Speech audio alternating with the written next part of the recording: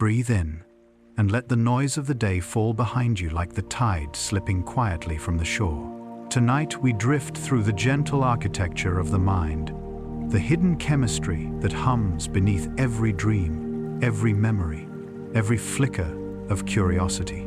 In the stillness between heartbeats, a molecule of light and purpose moves, dopamine, the silent messenger of desire and discovery.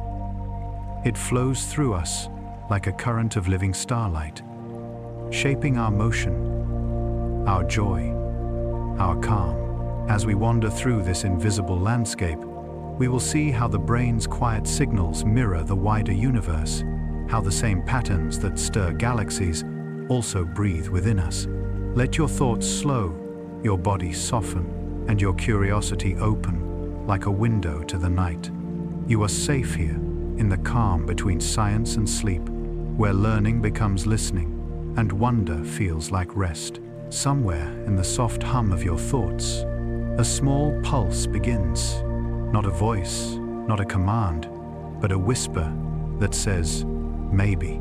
It's dopamine, the molecule that guides your curiosity, your choices, your gentle reaching toward what might come next.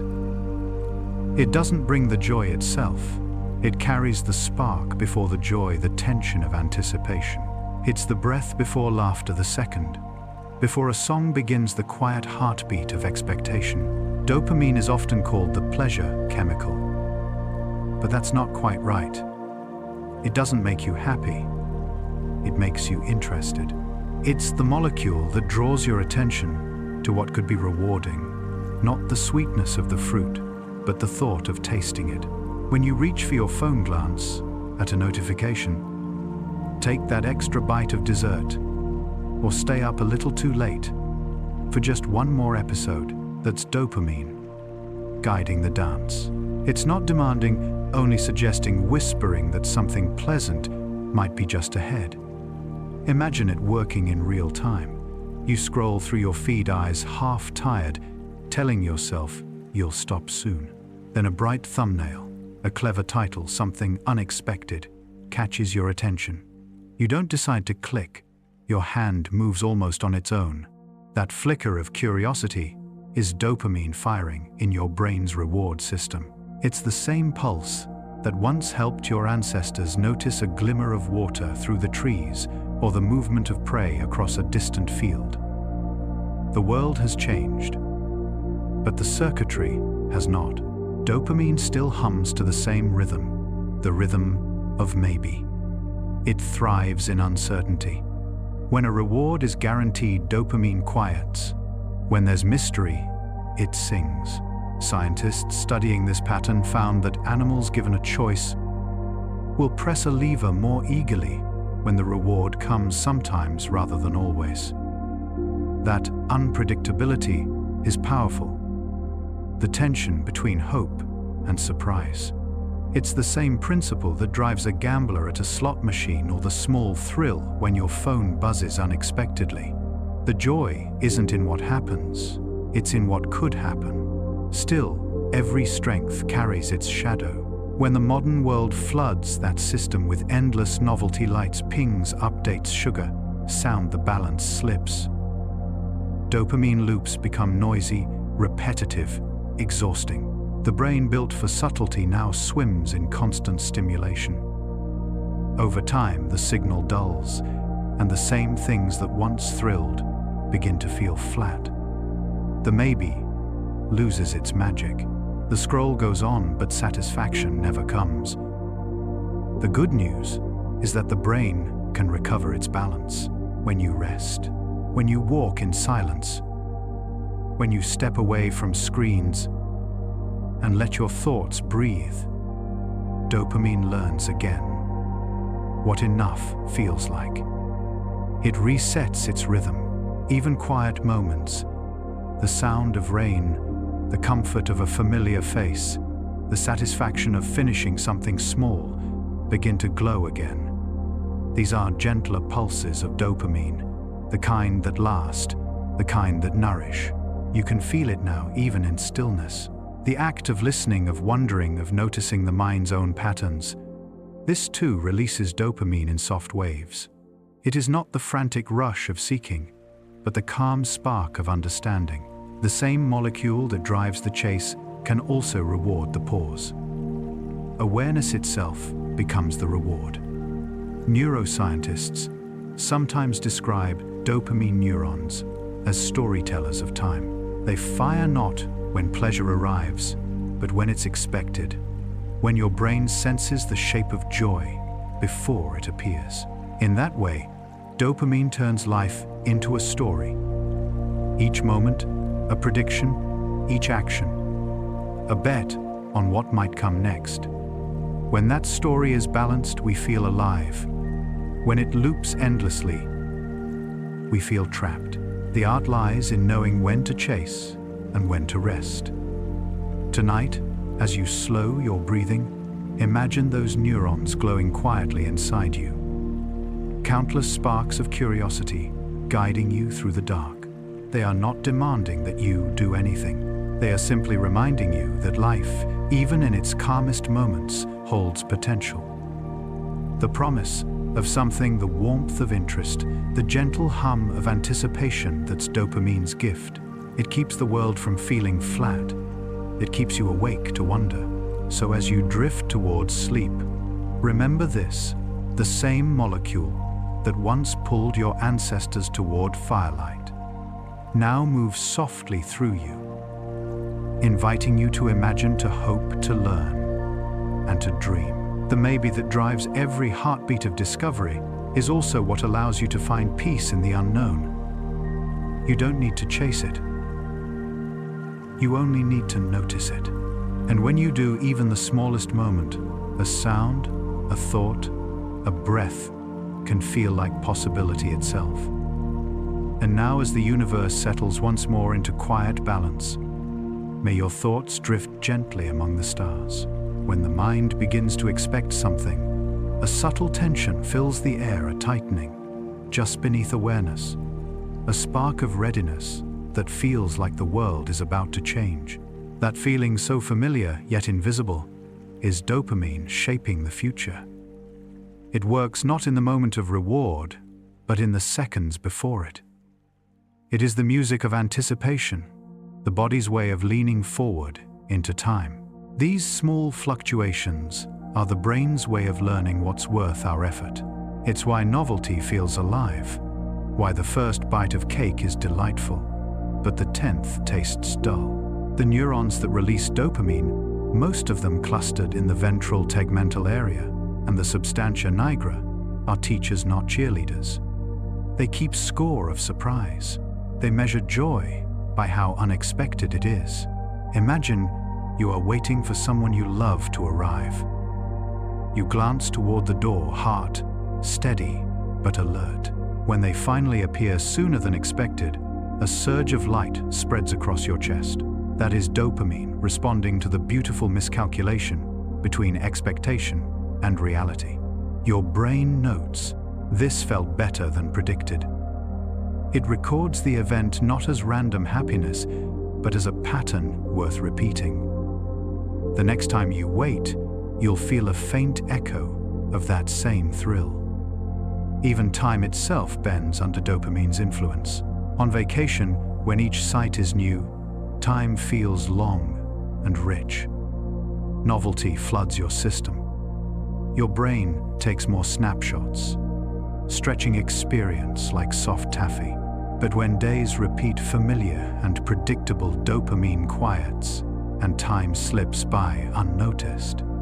The same week that felt endless as a child now vanishes in a blink. It isn't that time moves faster, it's that the brain stops flagging each moment as important.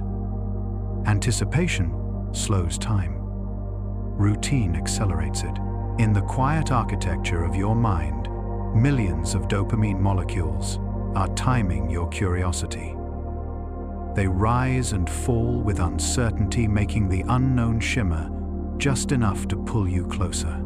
Too little of this signal, and life feels gray and predictable. Too much, and you chase every flicker of stimulation like a moth circling light.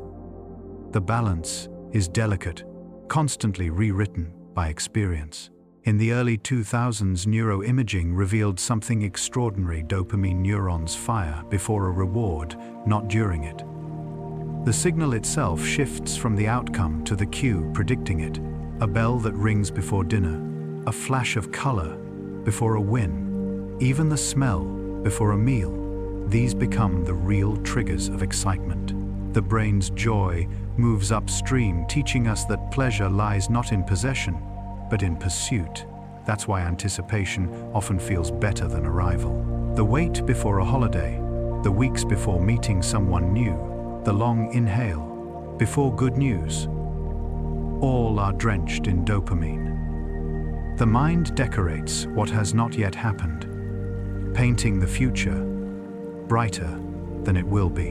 When the moment comes, reality may never match imagination. And yet this gentle overestimation keeps us moving, building, hoping. It is the mechanism that makes humans dream. But anticipation is also a teacher of humility. When the reward fades, the system resets, ready to predict again.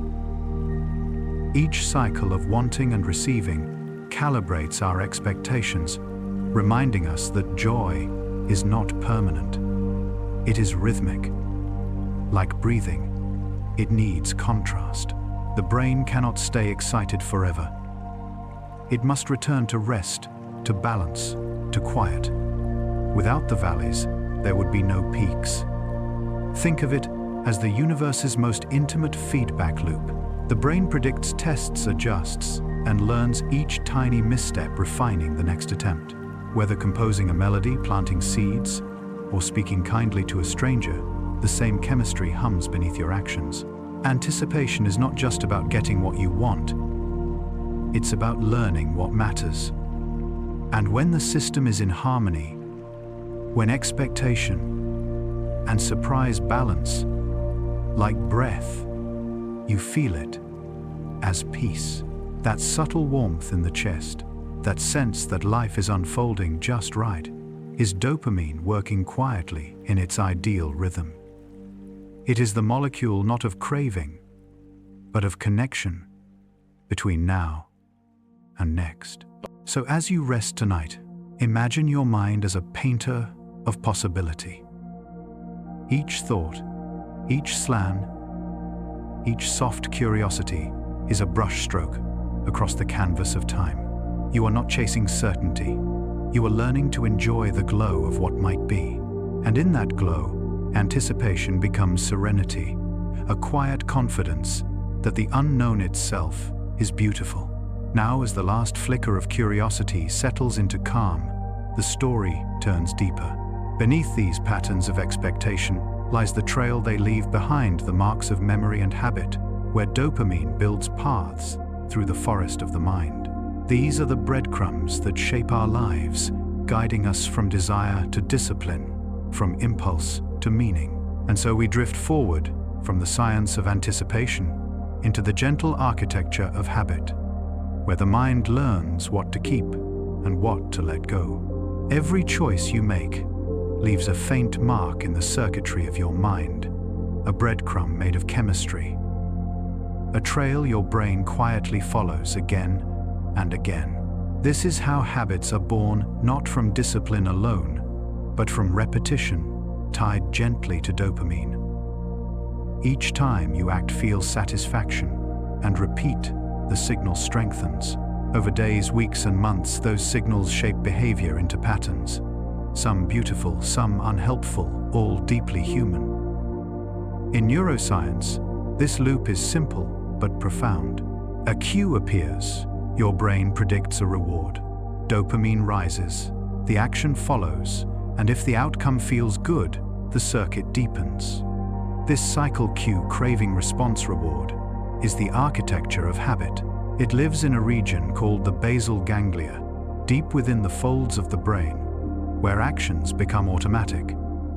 Each time dopamine fires in sync with that loop, it tells your neurons, remember this, it matters. This mechanism is the reason we reach for our phone the moment we feel bored. It's why a morning coffee feels like a ritual, not just a beverage. Our brain remembers the reward that once followed the relief, the stimulation, the connection, and anticipates it before it arrives. The dopamine spike doesn't come from drinking the coffee or reading the message. It comes from expecting what those moments will bring. The prediction itself is the pleasure. When you begin to notice these loops, life starts to look different. The hand that opens the fridge, the finger that taps, refresh the sigh. Before another task, all of these are tiny echoes of dopamine's rhythm. The brain has learned that these actions are safe, rewarding, known. And so it repeats them, not because they're always useful, but because they feel familiar. Yet this same system is also what allows growth and mastery. Habits, when chosen carefully, become the foundation of creativity and meaning. The musician practicing each night, the gardener tending the same patch of earth, the runner lacing shoes before dawn, all are shaping dopamine's energy into devotion. Over time, what begins as effort becomes ease. The loop, once mechanical, becomes graceful. Modern neuroscience shows that each time a habit repeats, not only dopamine, but myelin, the fatty sheath around neurons, strengthens. The brain literally rewires itself to make the behavior smoother, faster, quieter. This is the art of automaticity. What once required thought becomes instinct. The brush stroke, the piano chord, the morning jog all flow with less resistance. In this way, dopamine becomes not just the spark of motivation, but the sculptor of mastery. But there is a shadowed side to that same process. When the loop reinforces behaviors that numb rather than nourish, the trail deepens in the wrong direction. Compulsive checking, emotional eating, impulsive shopping, all are the same chemistry misdirected. The brain doesn't judge right or wrong. It only remembers what led to the next dopamine pulse. That is why awareness is the key to balance. To notice the trail is the first step to choosing another. In quiet moments, dopamine can still rise gently. Reading a passage that moves you, helping someone without expecting return, feeling the texture of sunlight on your skin. All these trigger the same ancient circuit, but in a softer way. Instead of sharp spikes and sudden drops, they create long, even waves of contentment. These are the healthy trails, the ones that lead home rather than away. It's beautiful, isn't it, that the same molecule responsible for restless scrolling can also reward stillness? It means that dopamine itself is not the enemy of peace, but its partner. It's simply waiting to be redirected. When you give your attention to something meaningful, a creative task, a deep breath, a genuine conversation, dopamine reinforces that focus. It whispers, yes, this too is rewarding. The challenge then is not to eliminate dopamine-driven habits, but to choose them consciously. The goal is to trade short loops for long ones, to invest in rhythms that sustain you. This can be as simple as replacing digital refreshes with walks outside, or as profound as learning a craft. Each time you make a small choice toward balanced, dopamine notices. The chemistry of wanting begins to align with the geometry of peace. So tonight, imagine those habits as paths glowing faintly through the landscape of your mind. Some trails loop endlessly in circles, others lead toward open fields of meaning. You are both traveler and cartographer, shaping your internal world with every step. Each repetition is a map drawn in light, each moment of awareness, a fork in the road. The next time you feel the pull of a reflex, the urge to check, to consume, to rush, pause for a heartbeat. That pause itself is powerful. In that stillness, dopamine learns something new, that waiting can also be rewarding. With each moment of mindfulness, the old trail grows fainter, and a new one begins to form. As the rhythm of your thoughts slows and the night deepens, picture your mind resetting the old loops, dissolving into quiet mist, new trails, shimmering faintly ahead. The forest is vast, the journey gentle, and the compass within you already knows the way. Now the story turns backward in time, beyond neurons and loops, to the ancient origins of desire itself, to when humanity, long before chemistry called this force by other names, eros, chi, tanha, longing and prayer. Before dopamine there was myth. Before science there was wonder. And so we travel there next to the centuries, when desire was sacred, not studied, and the human heart tried to understand itself through story. Long before any scientist could name a neurotransmitter or trace its path through the folds of the brain, ancient civilizations had already felt its pull. They did not call it dopamine, but they knew it intimately. They gave it many names: eros, tanha, chi, kamamana, each a word for the invisible energy that moves life toward life. It was desire longing, the gentle ache that stirs a seed to sprout and a mind to dream. It was worshipped, feared, and misunderstood, but always felt as the rhythm of existence itself. In the temples of Greece, philosophers wrote of eros, the divine force of attraction that binds all things together, not merely physical passion, but the universal yearning that brings order to chaos. Plato imagined eros as the ladder by which the soul climbs toward beauty and truth. The ancients understood something profound, that desire could elevate as easily as it could consume. This same force that drives the lover's heart also drives the thinker's curiosity and the artist's creation. In their myths, the gods themselves were bound by it, proof that even divinity longed for connection. Across the world, in the teachings of early Buddhism, this same current was called tanha, the thirst that gives rise to suffering. To want too much, the Buddha said, is to be trapped in the endless wheel of craving. The only freedom lies in awareness, to see desire without obeying it. Yet even here, beneath the call for detachment, lies a quiet acknowledgement: life without wanting is not life at all. The goal is not to silence the pulse, but to understand it. The same insight that ancient monks reached through meditation now echoes through neuroscience, that the mind's reward system must find balance, or it will devour itself.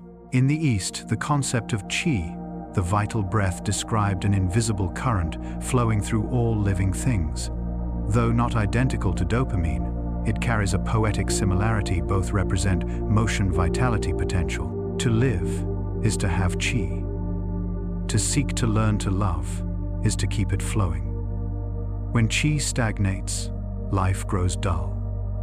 When dopamine quiets, the world loses its color. The ancient healers sensed this energy without measuring it. Modern scientists measure it without sensing it. And yet the truth beneath remains the same: life is movement drawn forward by longing. Even in early Christian mysticism, desire was reinterpreted not as weakness, but as divine invitation. St. Augustine wrote, "My heart is restless until it rests in you," a recognition that the ache of wanting is not only physical, but spiritual, that longing itself is proof of life's connection to something larger. Dopamine too whispers of this restlessness. It keeps us reaching, hoping, imagining something greater than now. Whether one calls it faith, love, or neurochemistry, it is the same pulse, the forward motion of being alive. For centuries, alchemists sought to understand this inner fire in their own language of symbols. They spoke of transformation, of turning base metal into gold, a metaphor perhaps for transmuting raw desire into wisdom. In their secret diagrams, one might find parallels to the modern mind: the bubbling cauldron of instinct, the refining flame of discipline, the final radiance of enlightenment. Where they drew serpents and suns, we draw neurons and circuits, but both describe the same mysterious process: the transformation of wanting into meaning. Desire has always been the current beneath civilization's story. It built cities and cathedrals, inspired wars and peace treaties, poems, and revolutions. Every discovery began as a longing to know, to reach, to see. The same inner spark that draws two people together also drives explorers across oceans and astronomers towards stars. It is the oldest movement in the universe, hydrogen yearning for helium atoms, gathering into galaxies, life unfolding from dust.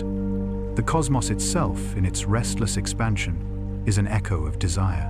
And so when modern neuroscience points to dopamine and says, "Here it is, the molecule of wanting it," is not replacing mythology, it is translating it.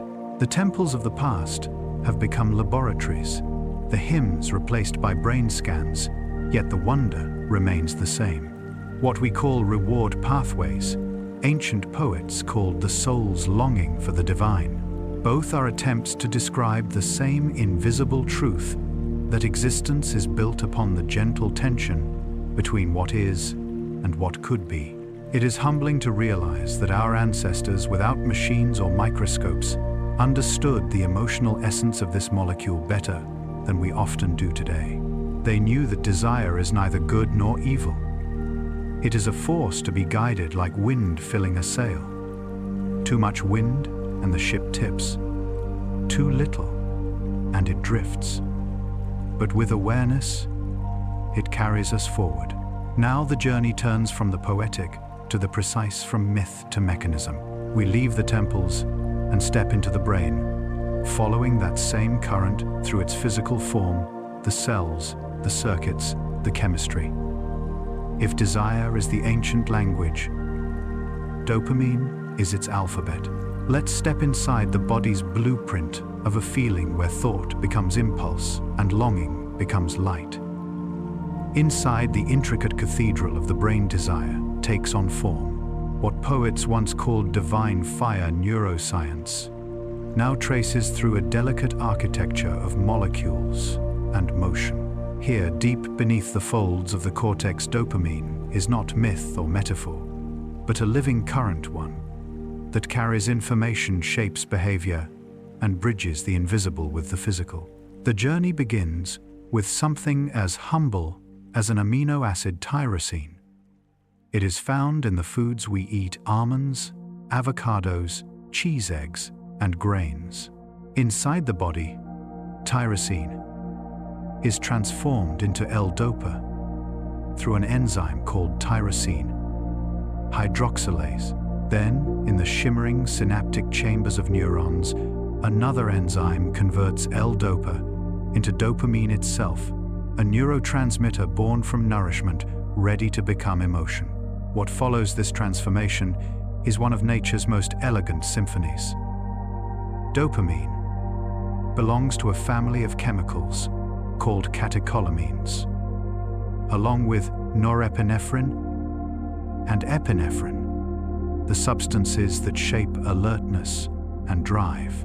But dopamine holds a quieter place in this family, not the rush of battle, but the curiosity before it.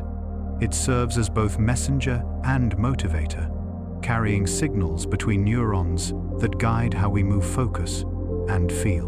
Neuroscientists often describe the brain's dopamine system as 4 great rivers flowing through distinct regions, and each shaping a different part of human experience. The first, the mesolimbic pathway, flows from the ventral tegmental area, the VTA, to the nucleus accumbens. This is the river of motivation and reward, the circuit that sparks pleasure in discovery and drives us to act. When you feel that satisfying click of finishing a task or the quiet joy of solving a puzzle, the mesolimbic pathway is alive with light. The second river, the mesocortical pathway, flows forward into the prefrontal cortex, the seat of attention, planning, and purpose. This is dopamine as intellect, as strategy. It helps you focus, hold goals in mind, and find meaning in persistence.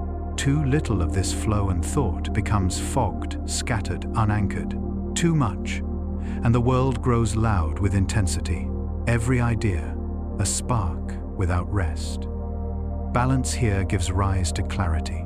The third, The nigrostriatal pathway originates in the substantia nigra, meaning black substance, a darkly pigmented region that produces the dopamine crucial for movement.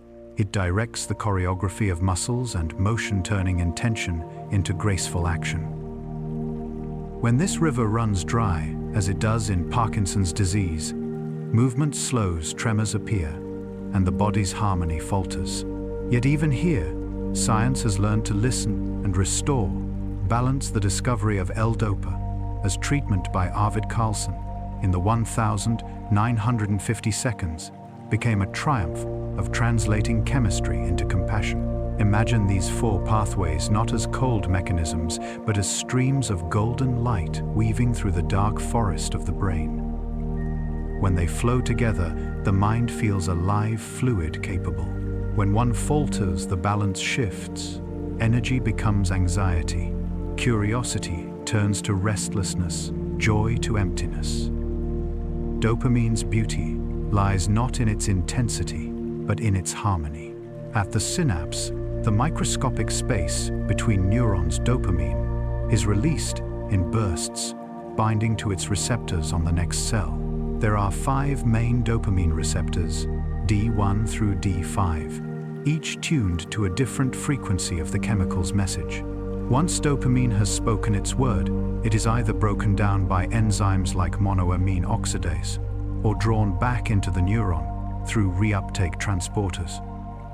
This recycling keeps the system clean, the rhythm sustainable. It is a constant dance of giving and reclaiming, like waves touching and retreating from a shore. Even in the silence of sleep, these pathways hum faintly.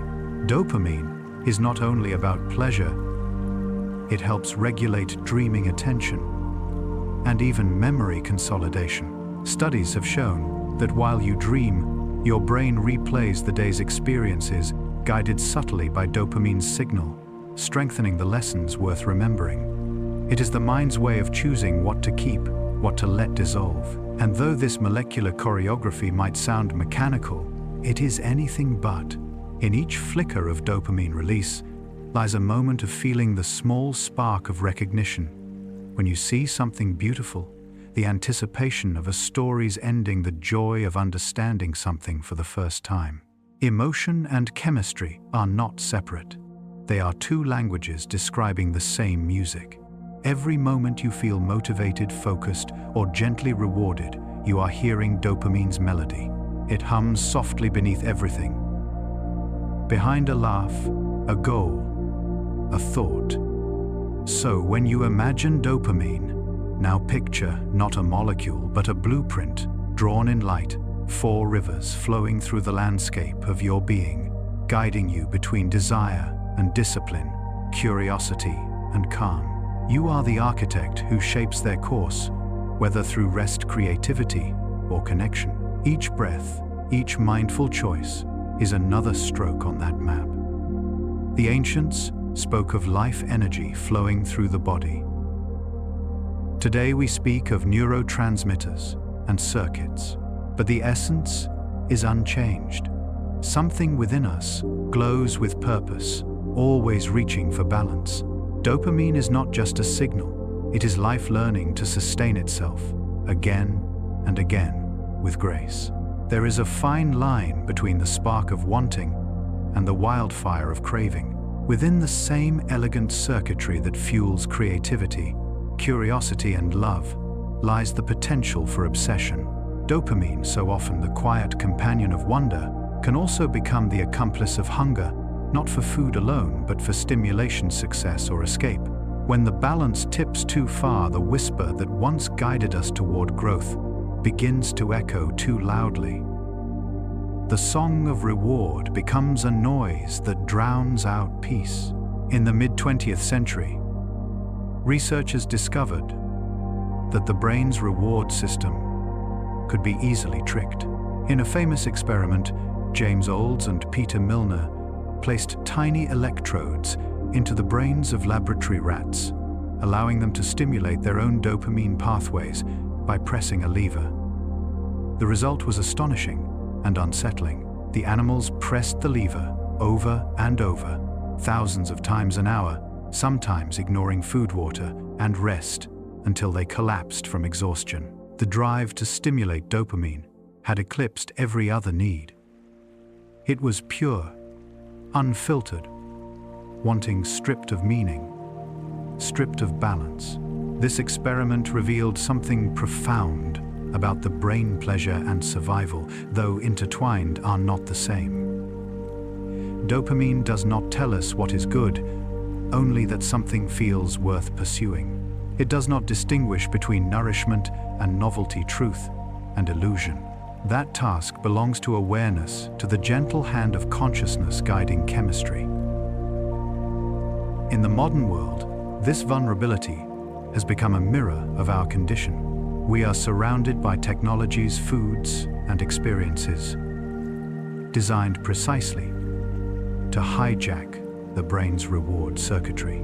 Social media scrolls, snack aisles, streaming loops, each engineered to trigger the uncertain variable rewards that make dopamine surge. The average person checks their phone more than 100 times a day, not from necessity, but from that same ancient circuitry that once helped our ancestors forage for fruit. The environment has changed, but the instinct remains a quiet pull toward the maybe, toward what might delight. Addiction in its essence is not moral failure, but mechanical imbalance. The brain's circuitry has been hijacked by signals louder than life itself. The mesolimbic pathway, designed to reward learning and survival, begins to loop endlessly around artificial pleasure. It is as though the compass of desire spins without finding north. And yet, within that chaos lies a truth both humbling and hopeful. Because the brain learned this imbalance, it can unlearn it. Neuroplasticity, the mind's remarkable ability to rewire itself, is the doorway to healing. Studies have shown that recovery, whether from addiction, burnout, or overstimulation, begins not with deprivation, but with recalibration. When the flood of stimulation quiets, dopamine receptors gradually return to normal sensitivity. Nature, silence, physical activity, and genuine human connection are powerful rebalancers. A walk under open sky, an hour without noise, a heartfelt conversation, these experiences allow the brain's reward system to breathe again. The signal's slow, but the satisfaction deepens. The pleasure of subtlety returns. Even chronic stress can distort dopamine's harmony. Under pressure, the body releases cortisol, which competes for attention in the same neural neighborhoods. Over time, cortisol dulls dopamine's response, turning curiosity into fatigue, excitement into emptiness. This is why prolonged stress so often feels like numbness. The solution is not to chase more pleasure, but to restore rhythm, to let the nervous system remember the difference between urgency and aliveness. Sleep, rest, laughter, slow breathing. These are not luxuries. They are acts of chemical realignment. Consider how delicate this balance truly is. Too little dopamine and motivation fades. This is seen in conditions like Parkinson's disease, where dopamine-producing neurons in the substantia nigra gradually die, making even simple movement feel distant, disconnected. Too much dopamine activity, particularly in the mesolimbic pathway, can manifest as psychosis, a mind flooded by pattern and meaning, unable to distinguish imagination from reality. Between those extremes lies the fragile equilibrium we call sanity, ambition, joy. And yet we live in a culture that prizes stimulation, that glorifies the very conditions that unbalance us. We reward constant productivity, endless novelty, perpetual motion. The brain's rivers of dopamine, meant to flow gently, now surge like floods against their banks. The result is a quiet exhaustion, a fatigue that coffee or success cannot cure. Our receptors are tired, our reward system overworked. But healing is not absence. it is rediscovery. When we slow down, dopamine does not vanish, it refines itself. It becomes the chemistry of patience, the spark of attention that returns when noise fades. You can feel this even now, listening quietly, noticing the rhythm of your own thoughts. The anticipation of calm is dopamine in balanced curiosity without chaos. There are ways to nurture this harmony.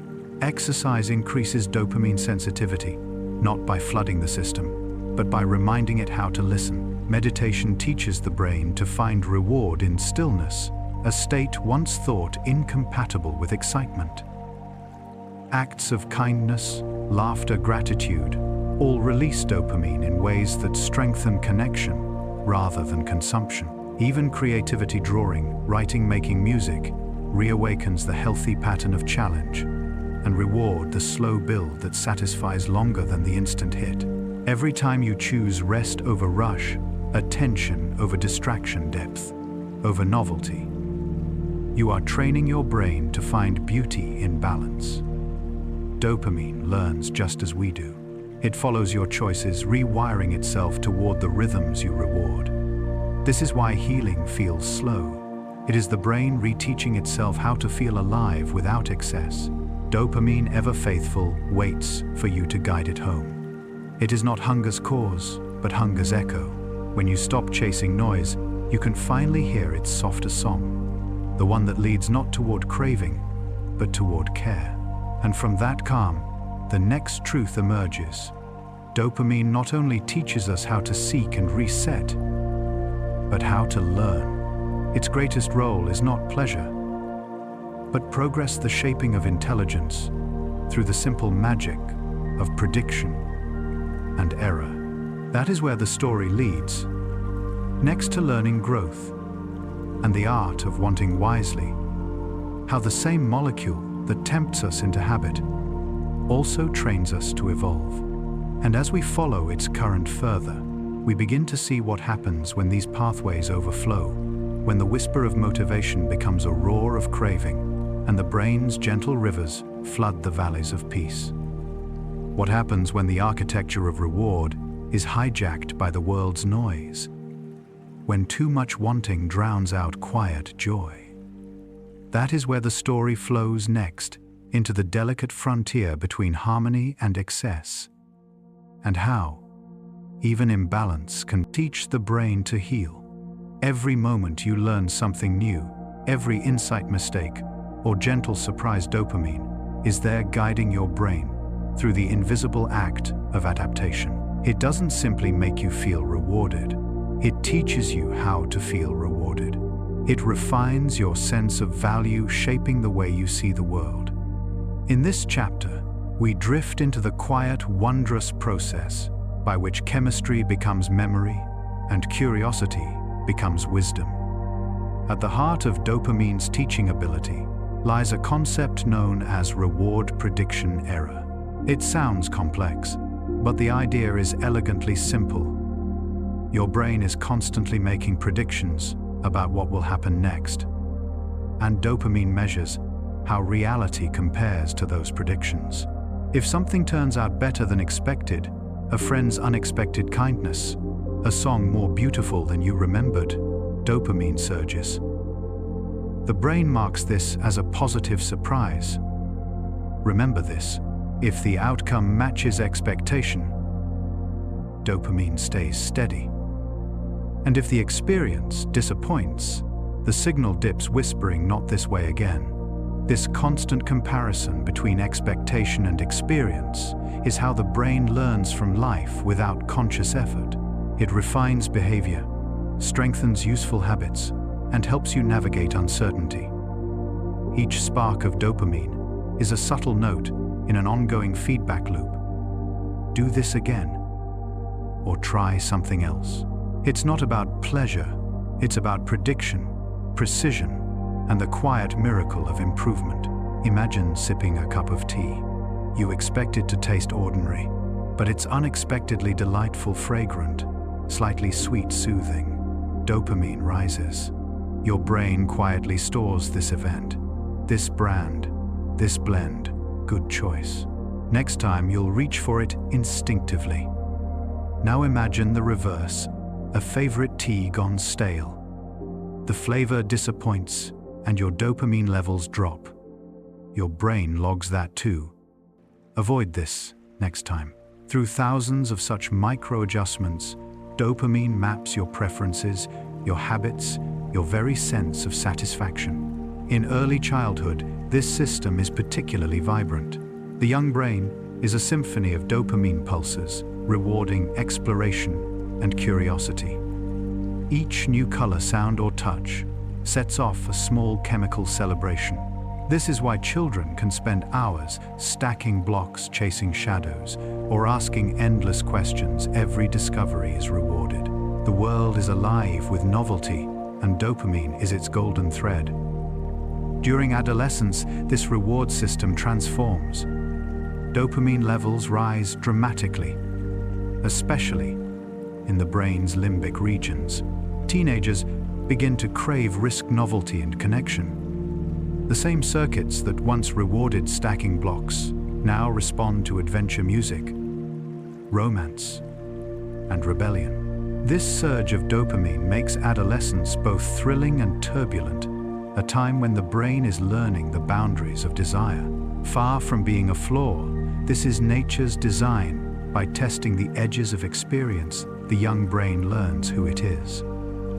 As we grow older, the dopamine system gradually settles. The thrill of novelty softens into appreciation for stability, purpose, and meaning. The brain learns to find reward not only in discovery, but in mastery, the quiet joy of finishing something, of deep focus, of care, repeated over time. This is why adults often find satisfaction in routine creation and contribution. The same molecule that once sparked rebellion now hums gently in the rhythm of wisdom. But dopamine doesn't only help us learn about the world, it helps us learn about ourselves. When you set a goal and pursue it, dopamine tracks your progress. Each small step completed releases a pulse of encouragement. You're getting closer. This is why progress feels rewarding even before the finish line. It's the brain's way of reinforcing persistence. Even imagining a goal can activate dopamine. The anticipation of success itself becomes motivation.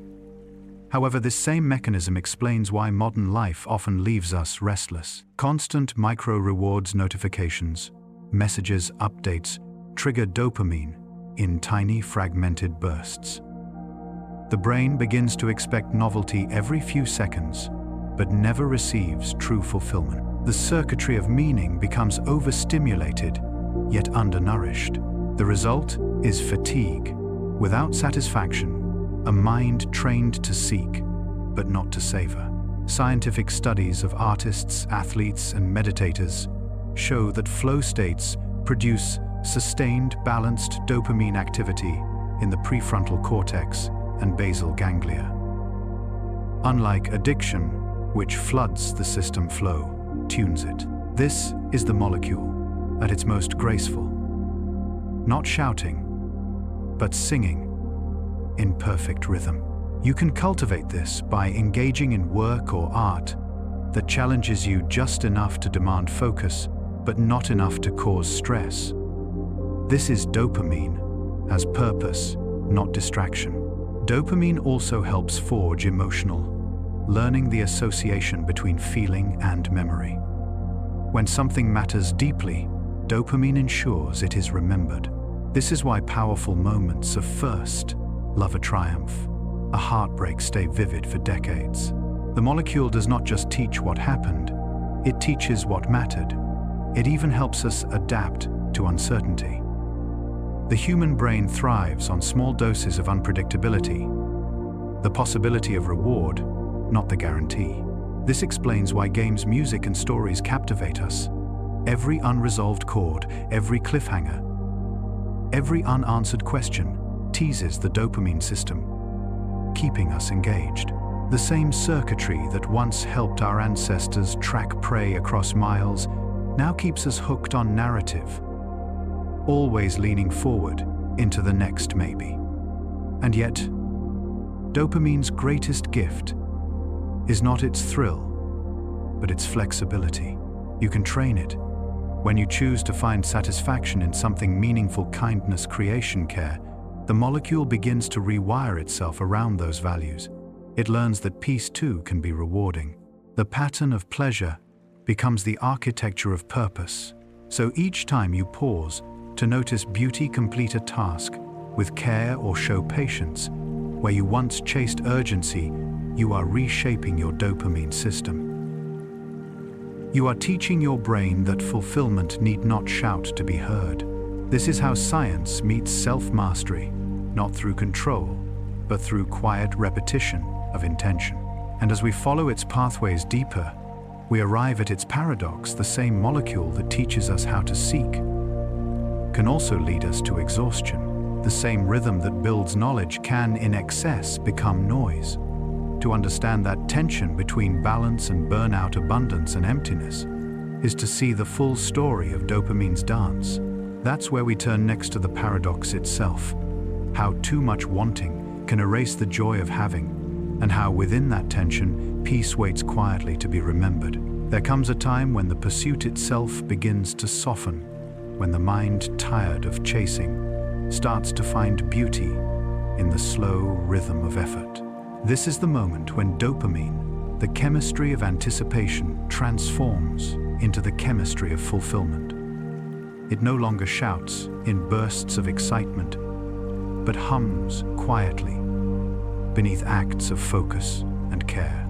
This is the quiet harvest, the reward of steady attention, the satisfaction that grows from patience. In a world so full of noise, this form of pleasure can seem invisible. But in truth, it is everywhere. It is in the artisan carving a piece of wood, with devotion in the gardener kneeling in the soil as the sun climbs gently over the horizon, in the musician repeating a melody until it blooms into something effortless. In each of these moments, dopamine works differently. It does not flood the brain. It flows like a river under calm skies. The reward here comes not from reaching the end, but from being completely absorbed in the process. Scientists call this state flow. It is a delicate alignment between challenge and skill, between focus and freedom. In this state, dopamine's rhythm changes. Its release becomes steady and sustained, rather than sharp and erratic. The prefrontal cortex quiets, self-awareness softens, and time dissolves. Hours pass unnoticed, and when the person finally looks up, they are surprised by how deeply they've been alive. This is dopamine. At peace, guiding attention, not demanding more of it. The same chemistry governs even the smallest acts of devotion, writing a letter by hand, tending to a home, cooking a simple meal. These are quiet rituals of reward, where dopamine's light glows evenly, rather than flickering. Modern life often overlooks them, yet they are the foundation of contentment. Every repeated act of care teaches the brain that consistency itself is rewarding.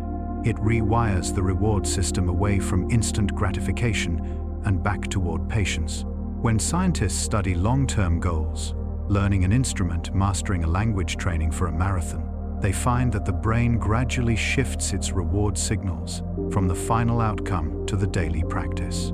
At first, dopamine surges when you imagine the goal. But over time, it starts to rise each time you show up. The mind learns that progress, not perfection, is what truly feels satisfying. This is the essence of sustainable pleasure, the slow satisfaction that doesn't burn out. Instead of chasing endless peaks, dopamine becomes a steady companion, rewarding the journey rather than the destination. The same molecule that once made us restless now becomes the anchor of peace. It's worth remembering that this shift is not automatic. It takes intention to retrain the brain towards slower, quieter rewards. In a culture of urgency, the ability to enjoy patience is revolutionary. But each time you allow yourself to linger, to breathe, to focus, to finish something with care, dopamine adapts. It learns that calmness, too, is worth repeating. Even the simple act of breathing deeply can activate this slower reward system. In moments of mindfulness, dopamine releases, gently tied to awareness itself rather than to any external outcome. It is as if the molecule has learned to reward presence, meditation, gratitude, prayer. All these practices reshape dopamine's rhythm, training it to respond to stillness rather than stimulation. The quiet harvest is not about abstaining from joy. It is about cultivating the kind that lasts, the type that doesn't fade when the moment ends, because it's woven into the act of living. It's what the Japanese call ikigai, the intersection of purpose and pleasure, of effort and meaning. It is the dopamine of contentment. When you allow yourself to live this way, life begins to slow down in the best possible way. Time feels less like a race and more like a garden season's unfolding effort, ripening, meaning growing quietly beneath your feet. Dopamine becomes a rhythm of gratitude, pulsing softly with each completed task, each kind word, each moment of care. And as this rhythm deepens, a new awareness emerges, the realization that more pleasure does not always mean more happiness. Sometimes the most beautiful moments are those when nothing happens at all. When you look around, breathe deeply, and feel that this moment exactly as it is enough. That is the doorway to the next chapter, the paradox of pleasure, a meditation on what happens when dopamine's balance tips too far, when the pursuit of joy begins to erase the joy itself. But for now, stay here in the quiet harvest. Feel the peace of steady rhythm, the softness of enough, the satisfaction that needs no applause. This is dopamine in harmony, the molecule not of craving, but of calm creation. Pleasure is the most delicate paradox of the human experience. It propels us forward, even as it tempts us to lose our way. The same chemistry that teaches us to love, create, and persevere can in excess unravel its own magic.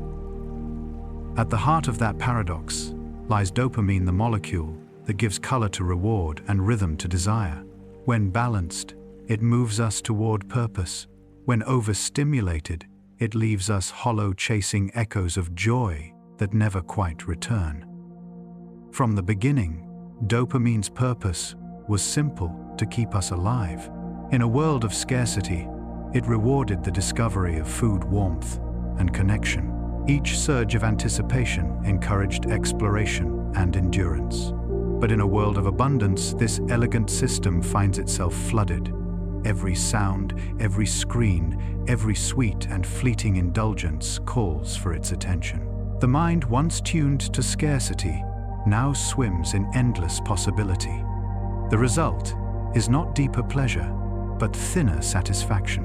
Neuroscientists call this the hedonic treadmill, the phenomenon where each reward quickly loses its power, compelling us to seek stronger stimulation just to feel the same level of joy. It is not a moral failure, but a mechanical one. The brain's receptors gradually desensitize under constant assault. When dopamine spikes too often, the receptors withdraw like eyes squinting in bright light. The world seems duller, slower, less rewarding, not because it has changed, but because the chemistry of appreciation has gone numb. This pattern can be seen everywhere, in our habits, in our consumption, even in our ambitions. We chase the next promotion, the next purchase, the next burst of approval, only to find the joy fleeting. It is not that we love too much, but that we seek too quickly. The pleasure that once felt vibrant fades into noise, leaving behind a quiet ache. Why doesn't this feel as good as it used to? The answer lies in the simple truth that dopamine cannot sustain constant motion. It was built for rhythm, not repetition. Too little dopamine, and we fall into apathy, a dim world, without curiosity or motivation. Too much, and the brain becomes a storm, of craving and chaos. Between these extremes lies balance, the golden mean of human happiness. The philosopher Aristotle called it eudaimonia, the flourishing that comes not from excess pleasure, but from harmony between effort, meaning, and reward. In neuroscience, that harmony is the steady pulse of dopamine in synchrony with serotonin and oxytocin, the chemistry of connection and calm. Modern studies show that people who cultivate gratitude, mindfulness, and meaningful relationships experience more consistent dopamine activity, not because they experience more pleasure, but because they experience it more fully. Each moment, a cup of tea, a shared laugh, a sunset, is enough to awaken the brain's reward system without overwhelming it. This is dopamine as symphony, not solo. Balance as melody, not noise. This is why rest is not the opposite of pleasure, but its foundation. The mind cannot appreciate sweetness without stillness between bites. The musician must pause to give the melody shape.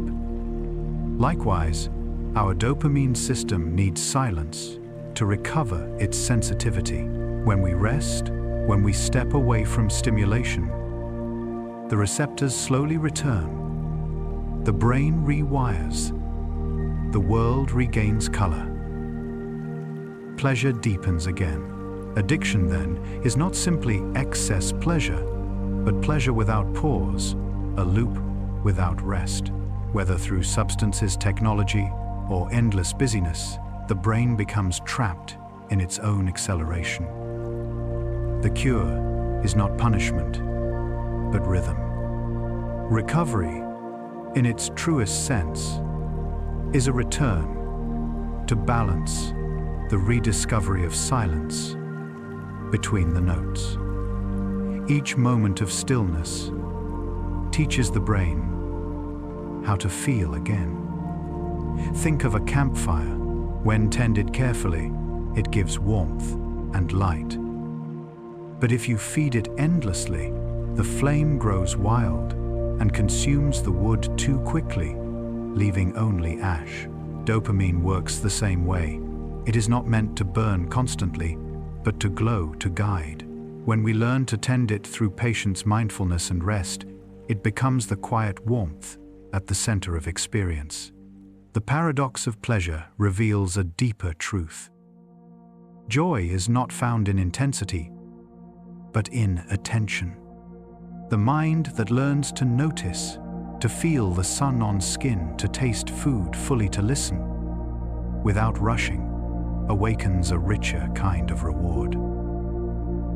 This is the art of balance, to let dopamine whisper again instead of scream. As you rest now, imagine your brain's reward system as a tide rising, gently retreating softly. You do not need to hold the wave. It will come again. You do not need to chase joy.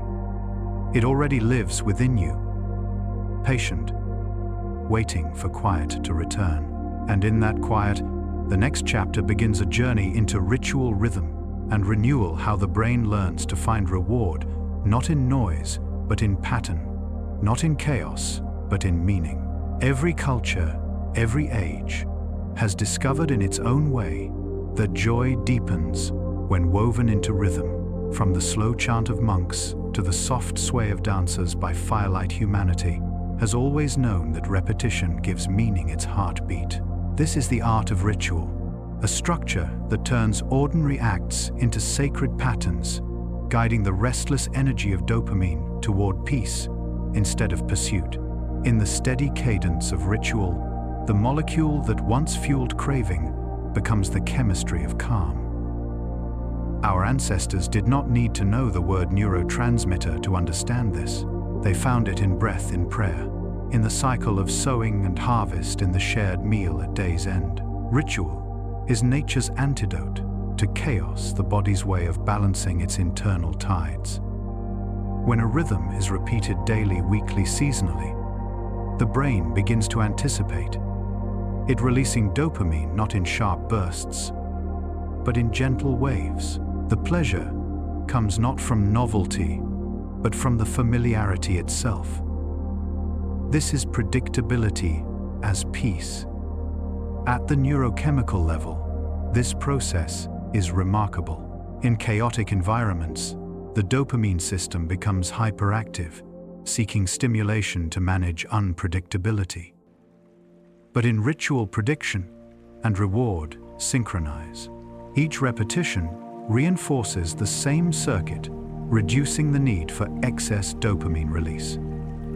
This not only creates calm, but improves focus, creativity, and memory. Repetition literally rewires the mind to expect harmony. You can feel this when performing a ritual of your own, a morning walk, a cup of tea brewed the same way each day, the quiet turning of a page before bed. These acts, when done with awareness, become anchors in time. The brain begins to associate them with safety, with reward, with peace. Even anticipation of the ritual releases dopamine, gently teaching the mind that satisfaction need not be chased, it can be invited. In religious and cultural traditions, rituals often include synchronized movement, breathing, chanting, dancing. Neuroscience shows that such synchronization aligns not only dopamine rhythms, but also oxytocin and serotonin, the molecules of connection and contentment. This is why singing together feels euphoric, why walking in step with others brings peace. The body and mind find coherence in shared rhythm. It is biology singing harmony with belonging. Yet even solitary rituals carry the same grace. Lighting a candle, watering a plant, journaling at dusk. These small repeated acts allow the mind to pause between the noise of tasks. In these pauses, dopamine resets its receptors, regaining their sensitivity. What feels like simplicity is actually renewal at the molecular level. The brain learns that stillness too is rewarding. Consider the Japanese tea ceremony. Every motion, slow, deliberate, exact. Each step, from heating the water to turning the bowl, is a meditation on attention. Scientists have observed that during such mindful rituals, the brain enters a low beta or alpha wave state, the rhythm of calm alertness. Dopamine release becomes steady, harmonizing with breath. The practitioner feels presence, not excitement, serenity without dullness.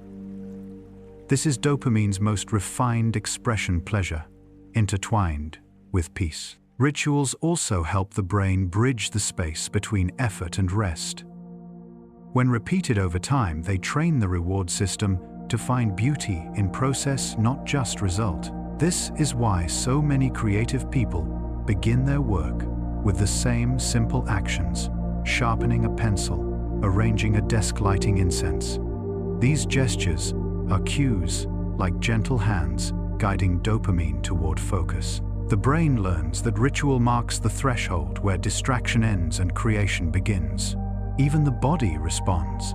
Studies show that ritualized behavior lowers cortisol, stabilizes heart rate, and strengthens the immune system. These physical benefits are the echo of a balanced dopamine rhythm, reward signals, integrated with rest. It is as though the body, reassured by repetition, finally exhales. Rituals also remind the brain of continuity, a sense that life flows in cycles rather than fragments.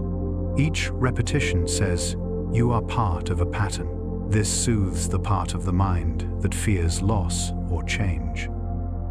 Dopamine's gentle pulse in ritual tells us that satisfaction will return, that joy is renewable. In this way, ritual becomes not escape, but communion with self, with others, with time itself.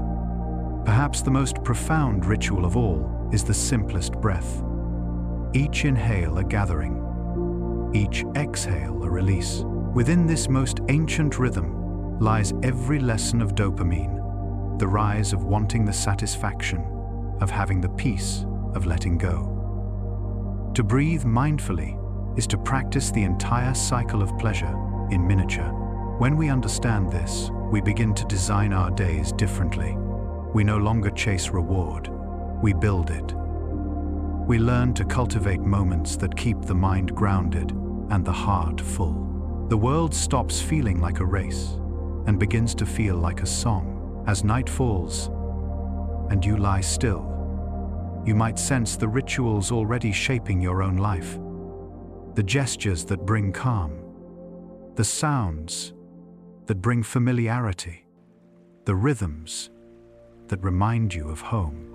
In those moments, dopamine hums, softly content in its balance, rewarding not the chase but the stillness that follows it. And from this serenity, a new awareness begins to bloom, a deeper form of hope, born not from desire, but from understanding. For in every pattern of effort and rest, in every ritual that restores meaning, dopamine teaches us the quiet art of optimism. That is where our story turns next to hope and awareness, to how the chemistry of reward becomes the language of resilience, the way the mind learns not only to desire, but to believe.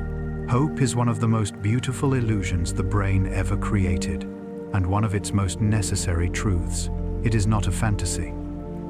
It is a function built from the quiet circuitry of dopamine itself. To hope is to predict light ahead, to imagine that the next moment could be better than the last. This is how the mind survives hardship, how it rises from despair, how it learns to continue. Hope and dopamine are twins, not in chemistry alone, but in purpose. Deep within the midbrain, dopamine neurons do something extraordinary. They fire not only when something good happens, but when the possibility of something good exists. This anticipation of improvement is the architecture of hope. Each time you plan, dream, or simply look toward tomorrow with curiosity, those neurons light softly like lanterns in the dark. They remind the mind that time is still unfolding, that meaning is still possible. Hope does not erase pain. It gives it direction. Neuroscience shows that during adversity, dopamine levels can fall sharply, the brain's way of signaling exhaustion. Yet even in sorrow, the system remains ready. A single act of kindness, a breath of gratitude, a glimpse of beauty, these can reignite dopamine's spark. That flicker is not false optimism. It is biology's resilience. Evolution built it so that even in the darkest hours we still reach forward. What makes hope powerful is its link to awareness. Blind hope can become illusion, a chase without grounding. But when hope merges with awareness, it becomes wisdom. Awareness anchors dopamine's energy, giving it aim. It transforms wanting into waiting, seeking into seeing. This balance is what ancient philosophers called equanimity, the ability to hope without clinging to dream, without fleeing the present. At the neurological level, awareness involves the prefrontal cortex, the region of reason, empathy, and self-reflection. When this area harmonizes with dopamine's motivational circuits, the mind experiences inspired calm. You feel energized yet at peace, focused yet flexible. This is the chemistry of sustainable optimism. It's what allows artists, scientists, and thinkers to persist through failure. They are not driven by constant reward, but by the steady pulse of hope, guided by understanding. In mindfulness meditation, this pattern becomes visible. As practitioners learn to observe their thoughts without judgment, dopamine activity stabilizes. The brain no longer floods with spikes of craving or drops of disappointment. Instead, it enters rhythmic balance, a cycle of gentle rise and fall like breath itself. Hope in this state is no longer about something better later. It becomes the quiet faith that something is already here. Modern research confirms what spiritual traditions have whispered for centuries. Gratitude amplifies hope. When you acknowledge even a small moment of peace or joy, dopamine releases softly, training your brain to notice goodness again. This does not mean ignoring difficulty. It means teaching the mind that pain and beauty can coexist. Over time, gratitude rewires perception, allowing the reward system to respond to subtler pleasures. The heart learns to find value not in what is gained, but in what is real. Hope is also intimately tied to curiosity. When dopamine balances awareness, the unknown becomes not frightening, but inviting. The horizon no longer threatens, it calls. This is why people who maintain curiosity through hardship tend to recover faster. They've trained their dopamine systems to interpret uncertainty as possibility rather than danger. The future stops being a void and becomes a landscape waiting, not empty. Even in small ways, this chemistry moves through daily life. When you wake and imagine a good day ahead, when you begin a project believing it might go well, when you forgive yourself enough to start again, these are acts of neurochemical courage. Your brain is literally predicting hope, shaping your emotional state before events unfold. Dopamine doesn't just respond to reward. It builds the framework of belief that makes reward possible. But hope must be tempered with truth. Too much ungrounded optimism can overstimulate dopamine circuits, leading to impulsivity or denial. The balance lies in what psychologists call realistic optimism, the ability to see clearly, yet still choose to believe in goodness. Awareness keeps dopamine from burning out. It gives it depth. Together they form the chemistry of resilience. In this balance, dopamine ceases to be a mere chemical. It becomes a compass guiding the mind through uncertainty. It teaches us that fulfillment does not come from knowing how the story ends, but from believing that the story is still being written. And when hope becomes gentle enough to rest, when awareness grows wide enough to hold it, something even deeper awakens: gratitude, empathy, peace. This is the next transformation of dopamine, from drive to devotion, from seeking to belonging. It leads us into the great human story, not of neurons and circuits, but of legacy, curiosity, and wonder how this tiny molecule has shaped everything we've built and everything we are. That is where the journey drifts, next to the molecule's history, its discovery, and how, in tracing its path, we rediscover our own. There are moments in human history when science brushes against poetry, when a single discovery reshapes not only what we know, but how we understand ourselves. The story of dopamine is one such moment. It begins quietly, as most great stories do, with curiosity, the spark that has guided every scientist, artist, and dreamer since time began. And like all stories of discovery, it is also a story of wonder. For centuries, dopamine lay hidden, its presence unknown. People spoke of motivation, joy, despair, and desire, but they had no language for the molecule beneath.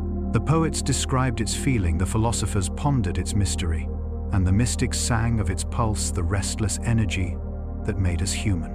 Then, in the 20th century, a handful of scientists began to glimpse what ancient minds had only sensed: that the essence of yearning might have a shape, a signal, a chemistry. In the 1950 seconds, Swedish pharmacologist Arvid Carlsson made a discovery that changed everything. He found that dopamine was not just a precursor to another neurotransmitter, as once believed, but a messenger in its own right, a vital component in movement, motivation, and emotion. His experiments on animals revealed that when dopamine was depleted, motion froze. When restored, life returned. The revelation was profound. Dopamine was not the servant of pleasure, but the architect of action. It was not the feeling of joy, but the force that makes joy possible. Carlsson's research soon reached beyond the lab. Around the same time, physicians studying Parkinson's disease noticed that patients' brains showed a striking absence of dopamine in a region called the substantia nigra, the black substance. When scientists treated these patients with L-Dopa, the chemical precursor to dopamine, something extraordinary happened. Movement returned. The trembling slowed. The world momentarily regained rhythm. It was as if an invisible orchestra had found its conductor again. That discovery, the link between dopamine and movement, earned Carlson the Nobel Prize in 2000. But more than that, it opened an entirely new window into the human mind. From then on, researchers realized that dopamine was not confined to motion alone. It reached into motivation, learning, memory, addiction, and even consciousness itself. It was everywhere, connecting emotion and intellect, body and mind, biology and story. In the decades that followed, other pioneers carried the torch. In Canada, psychologists James Olds and Peter Milner discovered the brain's reward center regions that, when stimulated, released dopamine and evoked feelings of reinforcement. In their 1954 experiments, rats pressed a lever to activate these regions again and again, ignoring hunger and fatigue. This was both thrilling and terrifying. The same circuitry that powered learning and joy could also fuel obsession and addiction. Dopamine, it seemed, was the molecule of motivation, neutral, powerful, and deeply human. Then came the 1,990 seconds when brain imaging allowed us to see dopamine in motion. PET scans revealed bursts of dopamine activity when people listened to music, fell in love, or gazed at art. The same signal pulsed during moments of curiosity, discovery, or accomplishment. It became clear that dopamine did not belong to one emotion or activity. It belonged to life itself. Every pursuit, every creation, every expression of hope carried its trace. And yet, even with all this knowledge, dopamine remains mysterious. Its story is not finished. For every neuron mapped, another question appears. Why does balance vary so much between people? How do genes, environment, and choice shape its rhythm? What ancient intelligence designed this system that rewards both survival and beauty? The more science uncovers, the more poetic the truth becomes. Dopamine is not simply chemistry, it is continuity. The same molecule that drives a child to take their first step also drives an artist to paint, a lover to reach, a scientist to ask why.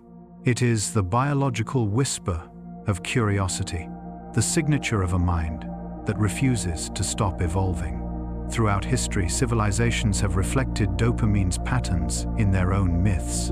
The Greek story of Prometheus stealing fire, the Buddhist teaching of craving, and release the Renaissance hunger for discovery, all mirror the same internal flame. Each generation, each mind reinterprets the molecule's message: seek, learn, grow, balance. Even now, as you read these words, dopamine moves quietly through your brain, rewarding comprehension, curiosity, and calm. It flickers in recognition, in the soft pleasure of understanding something new. It is both ancient and immediate, the same molecule that moved humanity out of caves and into cathedrals, into spacecraft, into symphonies. In this way, dopamine's history is our own. It shaped not just behavior, but civilization. The drive to innovate, to explore, to imagine beyond the horizon all flow from this one elegant molecule. It has guided evolution, as surely as gravity guided the stars. But the story of dopamine is not only about motion outward, it is also about return. For every surge of exploration, there must come stillness. For every act of creation, reflection. The molecule that moved humanity forward also teaches us to pause, to appreciate the miracle of awareness itself. This balance between reaching and resting is where wisdom lives.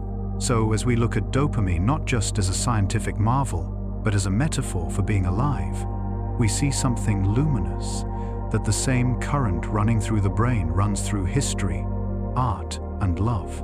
It is the rhythm of becoming the endless conversation between desire and discovery. And as our understanding deepens, we begin to see what the next movement of this story might be. How dopamine bridges the biological and the philosophical. How it leads us to the edge of one of humanity's oldest questions.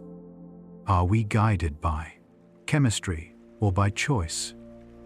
That is where our journey turns next to the dance. With desire, a meditation on free will, happiness, and the quiet art of choosing how to want. Desire is one of life's oldest rhythms, a pulse as ancient as breath, as essential as light. It hums quietly beneath every thought, every dream, every small act of reaching. And in that hum, dopamine plays its familiar melody, the chemistry of wanting. But to understand desire is to enter a paradox, because the same force that drives us to create can also drive us to lose our way. The dance with desire is both art and survival, both freedom and discipline. In the language of the brain, desire is not an emotion, it's a prediction. Dopamine tells you that something good might be near. Not that it's guaranteed, not that it's here yet, but that it's worth moving toward. This is why anticipation often feels more thrilling than fulfillment, why the wait before the kiss feels deeper than the kiss itself. The brain, in its beautiful cunning, lights up at the possibility, not the possession. The promise is what keeps us moving. This, of course, is the essence of the human story. We chase ideas, dreams, and comforts, not because they complete us, but because they keep us in motion. Without desire, the world would go still. Art would not bloom. Innovation would not spark. Love would not begin. Yet too much desire unanchored by reflection becomes a storm, a restless loop of wanting more without knowing why. In dopamine circuitry, this is called incentive sensitization. When wanting grows louder, but liking grows quiet. It's the mind's way of mistaking motion for meaning. So how do we dance with desire without letting it lead? The answer lies not in denial, but in awareness. When we learn to recognize the first spark of wanting to see it as a signal, not a command, we reclaim our rhythm. The pulse of dopamine becomes a companion instead of a chain. We begin to understand that the craving for more is not a flaw, it's a question. The question is more of what, in this balance, free will emerges, not as absolute control, but as gentle steering. We cannot silence the chemistry of desire, but we can choose its direction. Neuroscience calls this top-down modulation, where the prefrontal cortex, the seat of reflection, harmonizes with the midbrain's reward circuits. When they align, wanting transforms into purpose.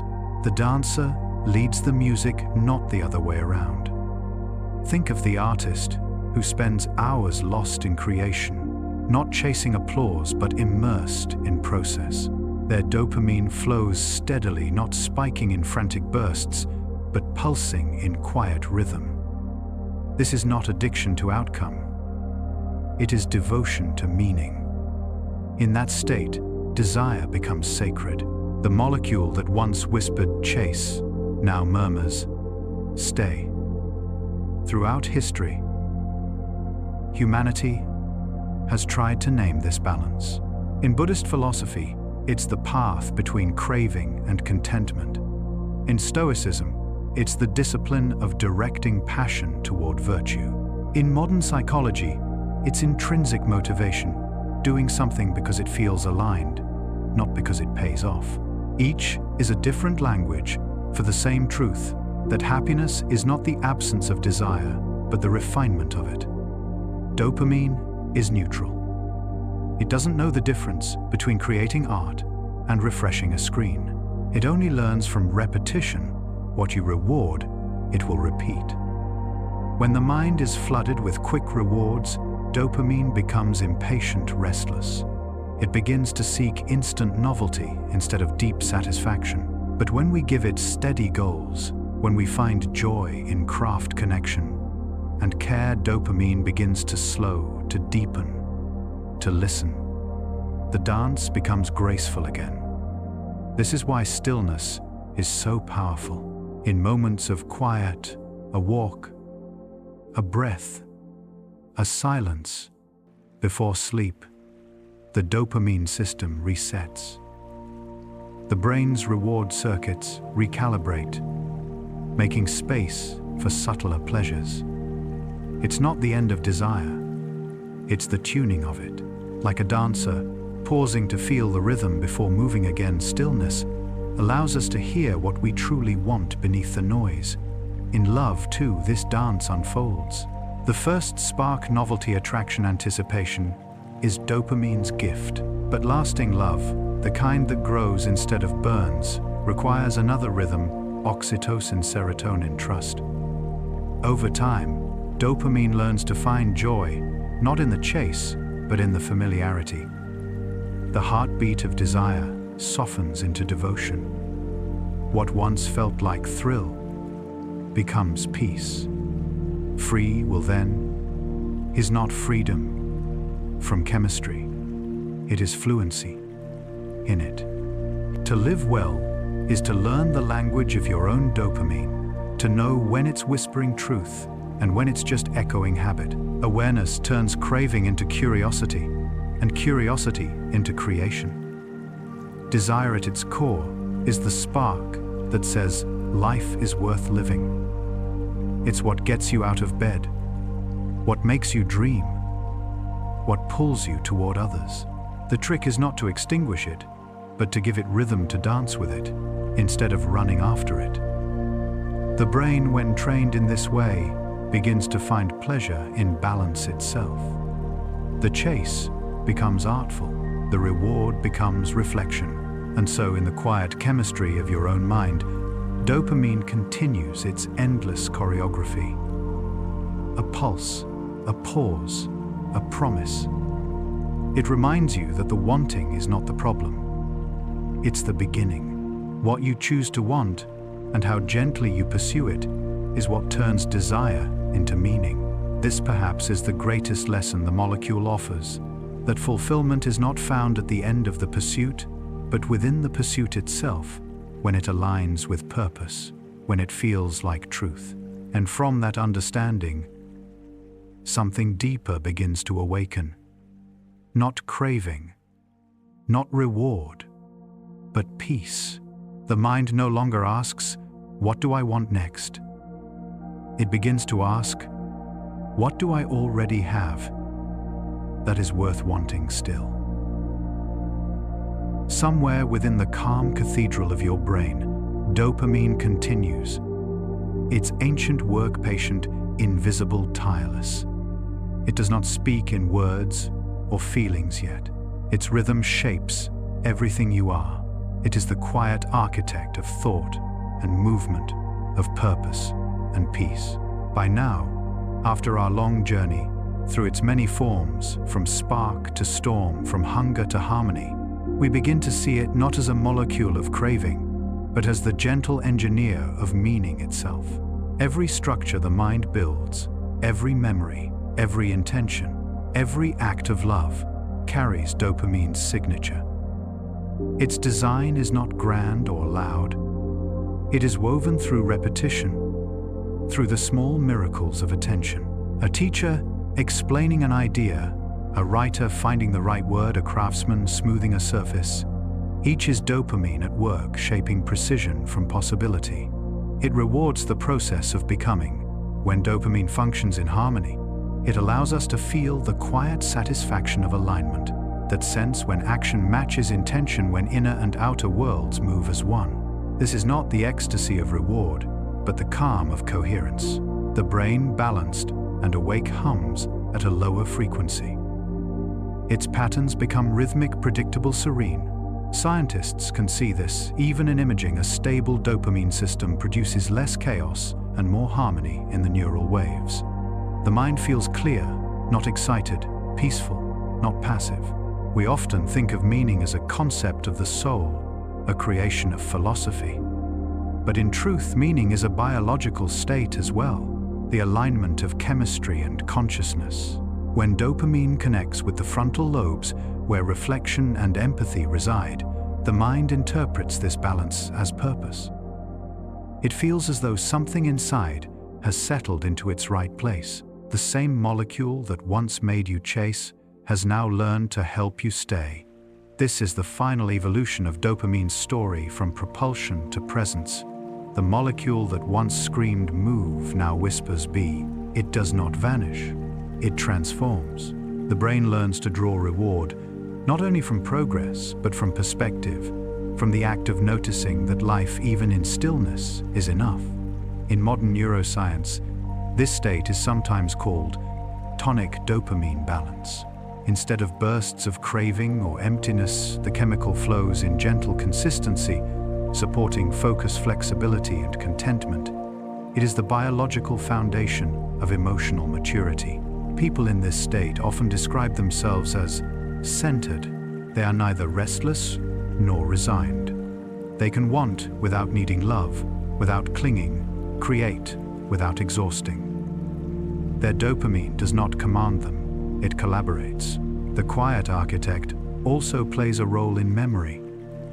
When we experience something deeply meaningful, a moment of connection, beauty, or insight, dopamine marks it for preservation. It says, remember this.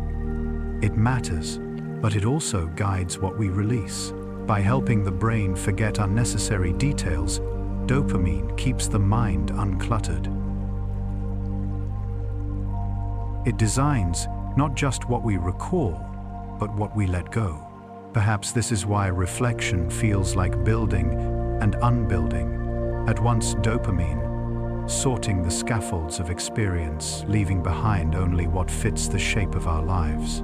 Over years, it helps construct the narrative of the self, what we value, what we pursue, what we become. Every pattern of motivation, every gentle shift in purpose is the architecture of this molecule's design. Think for a moment of how humanity has grown through this molecule's influence. Every great innovation, from the wheel to the telescope, from the symphony to the space station, began with a pulse of dopamine curiosity reaching into the unknown. And every act of healing, every shared comfort, every whispered word of love was dopamine. Finding its balance again, the same chemistry that fuels exploration also restores tenderness. It is not a contradiction. It is the full circle of its design. You are, in essence, a cathedral built of curiosity. Every neuron, every pathway, every breath of thought is a column in that structure. And dopamine, this silent architect, is the scaffolding, the invisible structure that allows you to dream, to learn, to love, and to rest. It shapes your patterns, then steps aside, allowing meaning to shine through the spaces it has created. Now, as the story draws towards stillness, we return to the beginning, to that first spark, that first flicker of wanting that set life in motion. The same current that once blazed in the heart of a single-celled creature, urging it toward light, still hums in you, now refined, but unbroken. Billions of years, and the pulse continues, not as noise, not as need, but as quiet continuity. This is the ultimate truth of dopamine. It was never about pleasure or even reward. It was about continuity, the biological poetry that keeps life in motion, the chemistry that bridges matter and meaning. To live in harmony with it is to understand that desire and peace are not opposites, but partners, each teaching the other how to move, how to rest, how to last. And as you breathe, now as you let the words dissolve into silence, know that this same molecule, this ancient architect, is still shaping your calm, rewarding stillness, balancing rhythm, anchoring presence. You are not chasing, you are building. You are not burning, you are glowing. The universe is quiet tonight. Somewhere, neurons hum softly. A small light flickers not in the sky, but within. It is dopamine, the architect at rest, the builder and the listener, the pulse and the peace. And now, as the story reaches its final breath, the rhythm of the universe grows slow and tender. The pulse of creation, once vast and thunderous, fades to a hum, like the quiet heartbeat of the cosmos at rest. We began this journey tracing a single molecule, a shimmer in the darkness. And we arrive here full circle, to find that what it reveals is not just the chemistry of life, but the poetry of it. The quiet continuity between matter and meaning, between energy and awareness. Dopamine, the humble messenger, has led us across galaxies of the mind, from the first spark of curiosity to the stillness of understanding. It has shown us that every act of wanting, every search for connection, every gentle moment of satisfaction is not random, but rhythmic. It is the universe learning about itself through you. Each thought, each joy, each failure, each breath, all are the universe's way of remembering what it can become. The human brain, that luminous constellation of 86 billion neurons, is the most complex structure the universe has ever built, and dopamine is one of its oldest tools. With each pulse of anticipation, each act of creation, it carries the whisper of something both ancient and infinite, the instinct to reach, to learn, to love, to evolve. It is in its simplest truth, the light that learns. Perhaps that is what life has always been, the journey of light, learning to know itself. From the burning core of stars to the neural fires within your mind, energy transforms into awareness. What began as gravity and flame becomes curiosity and compassion. Somewhere along that transformation, dopamine became the rhythm of remembering, the chemistry of continuation. It does not ask for attention. It asks for balance. It does not demand joy. It builds the conditions for it. When you listen carefully enough, you can feel it in your quietest moments, the steady pulse of contentment beneath thought, the gentle satisfaction of simply existing. That is dopamine in harmony, not shouting for more, but humming enough. So much of life is spent chasing, wanting to arrive, to complete, to understand. Yet when the chase softens, what remains is not emptiness, but fullness. The mind learns to savor the stillness between its own questions. The journey itself becomes the reward. Dopamine's final lesson is simple and profound. You were never meant to run endlessly toward happiness. You were meant to learn its shape, then rest within it. Look up now in your imagination into the dark sky above you. The same laws that shaped stars shape you. The same light that crossed billions of miles to reach your eyes burns quietly within your cells. The same chemistry that guided the first living thing toward survival now guides you toward meaning. You are a continuation, a thread of the cosmos still weaving itself. As you lie here breathing softly, the molecules within you are older than memory. Every atom of your body was once part of a star that lived, burned, and died long before Earth began. And yet here you are, those same particles rearranged into awareness, listening, wondering, alive. The universe does not forget itself. It learns through you. Dopamine's work continues even now, not as a restless current, but as a rhythm of peace. It balances the waves between wanting and resting, giving and receiving, being and becoming.